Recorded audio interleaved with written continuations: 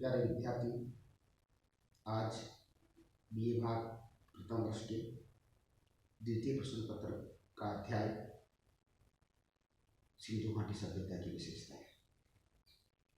विद्यार्थियों, 1920 से पहले वैदिक सभ्यता को ही प्राचीन भारत की प्राचीन सभ्यता माना जाता था, लेकिन सिंधु घाटी सभ्यता के प्रकाश में आने के बाद सिंधु घाटी सभ्यता प्राचीन भारत की प्राचीन सभ्यता मानी जाती है।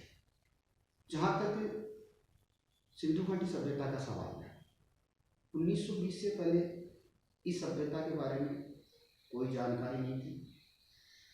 1921-22 में डॉक्टर दयाराम साहनी और राखाल दास बनर्जी के नेतृत्व में भारतीय पुरातत्व दल की एक टीम सिंधु नदी के किनारे गई, तो उन टीम के सदस्यों ने वहाँ पर ऊंचे ऊंचे टीले देखे।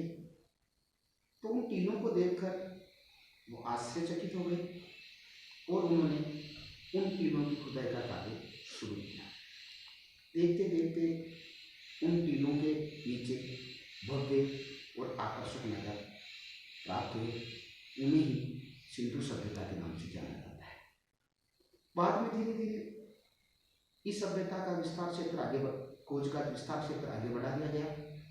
तो देखते देखते देश के अनेक स्थानों से सिंधु घाटी सभ्यता के अवशेष प्राप्त हुए,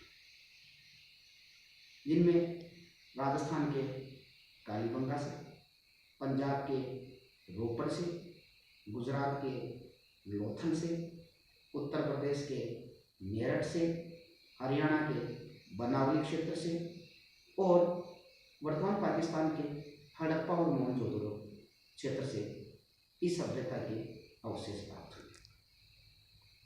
इस सभ्यता के अधिकांश अवशेष वर्तमान पाकिस्तान के हड़प्पा नगर से मिलने के कारण इस सभ्यता को हड़प्पा सभ्यता भी कहा जाता है।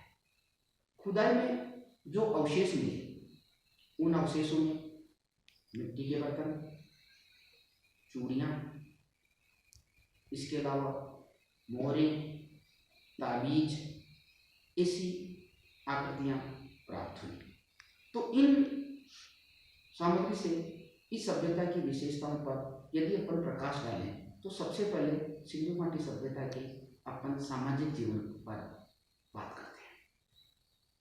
तो सिंधु घाटी सभ्यता का जो खुदाई में जो अवशेष मिले, उनके आधार पर अपन कह सकते हैं कि इनका सामाजिक जीवन काफ़ी उन्नत था।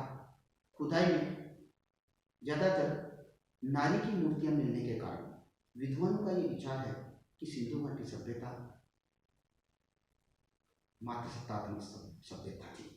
हो सकता है कि माता ही परिवार की मुखिया रही होगी और परिवार के सभी सदस्य माता के आदेशों को मानते होंगे। जहाँ तक सिंधुकालीन खान पान का अपन विश्लेषण करें तो ये लोग गेहूँ, जो चावल को अपना प्रमुख खाद्यान्न मानते थे। इसके अलावा समाज में एक मांसाहारी वर्ग भी था। हो सकता है कि ये मछली का उपयोग उस समय किया करते होंगे। ये लोग आमोद प्रमोद के साधनों के द्वारा भी अपने मन बहलाते थे। खुदाई में शतरंज, चौपड़ से जैसे अवशेष मिले हैं। अगर सिंधु घाटी सभ्यता के अगर अपन आर्थिक जीवन का विश्लेषण करें तो सिंधुकालीन आर्थिक जीवन 4 भागों में विभाजित था: कृषि, पशुपालन, उद्योग धंधे, व्यापार वाणिज्य। जहाँ तक कृषि का सवाल है तो सिंधुकालीन लोग गेहूँ, जौ, चावल इनकी खेती किया करते थे। इनको मौसम तंत्र का भी ध्यान था। इसके अलावा ये अपनी फसलों को सिंचाई भी प्रदान करते थे।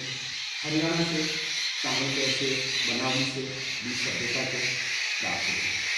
इसके अलावा इनके पशुपालन को देखें तो ये लोग गाय, बैल, भेड़ और बकरी को पालते थे। परंतु सिंधुकालीन नगरों में घोड़े के अवशेष कहीं से भी प्राप्त नहीं हुए। तो विद्वानों का ये विचार है सिंधु घाटी सभ्यता के लोग घोड़े से परिचित रहे होंगे। जहाँ तक उद्योग धंधे इस काल में काफ़ी विकसित थे। सूती और ऊनी वस्त्रों का ये उपयोग किया करते थे। इसके अलावा सिंधुकालीन कुम्हार मिट्टी के बर्तन बनाने में काफ़ी निपुण था। और जहाँ तक व्यापार का अगर अपन सवाल है तो सिंधुकालीन लोग जल और थल दोनों मार्गों से व्यापार किया करते थे। स्थल मार्ग के लिए ये लोग इधर से उधर खच्चरों का भी हो सकता है प्रयोग करते होंगे। जल मार्ग के लिए ये नावों का प्रयोग करते थे।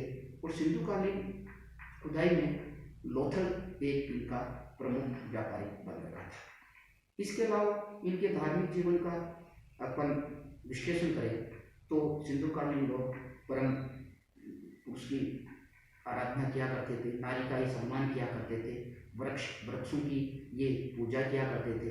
क्योंकि कुछ मोहरें ऐसी मिली है जिस पर पीपल और तुलसी के चित्र उत्कीर्ण हैं। विद्वानों का विचार है कि संभवतः सिंधुकालीन लोग पीपल और तुलसी को श्रद्धा की दृष्टि से देखा करते थे। इसके अलावा स्वास्तिक भी उस काल में हमें प्राप्त हुए हैं। तो इन स्वास्तिकों का भी समकालीन सिंधुकालीन समाज में कोई धार्मिक महत्व रहा होगा। अब सिंधु घाटी सभ्यता की सबसे बड़ी महत्वपूर्ण विशेषता इनका नगर नियोजन है।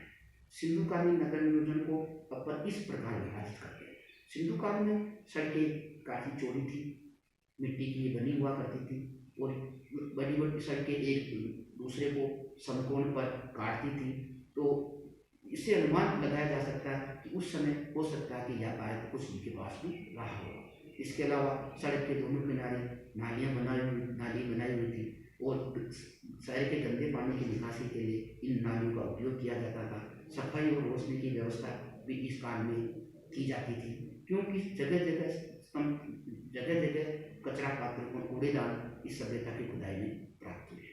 इसके अलावा सिंधु घाटी सभ्यता की विशेषताओं के आधार पर इस सभ्यता के पतन की बात करें तो सिंधु घाटी सभ्यता का पतन कैसे हुआ, इस बारे में विद्वानों ने मतभेद बना है। कुछ विद्वानों का ये विचार है कि बाढ़ आने से ये सिंधुकालीन बस्तियां समाप्त हो गई। कुछ विद्वान ये मानते हैं कि भूकंप आने से सिंधु घाटी सभ्यता का पतन हो गया। कुछ विद्वानों का ये विचार है कि जो संक्रामक बीमारियां मलेरिया या प्लेग जैसी हो सकती है उनसे इस सिंधु घाटी सभ्यता का पतन हुआ। परंतु विद्वानों का अधिकांश मत इस ओर इशारा करता है कि सिंधु घाटी सभ्यता के पतन का महत्वपूर्ण कारण विदेशी आक्रमण रहा है।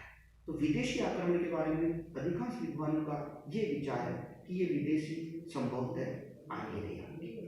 निष्कर्ष के तौर पर अपन देखें तो सिंधु घाटी सभ्यता प्राचीन भारत की एक महान सभ्यता थी। जो ये कहते हुए बड़ा गर्व होता है कि उषा काल की उस वेला में जब विश्व के अन्य स्थानों का मानव आदि बर्बर और खाना बदोश जीवन यापन कर रहा था, उस समय प्राचीन सिंधुवासियों ने, प्राचीन भारतीयों ने एक श्रेष्ठ और उन्नतशील सभ्यता का निर्माण सिंधु क्षेत्र में कर लिया था। इसके लिए हम सदैव सिंधुवासियों के ऋणी रहेंगे। धन्यवाद।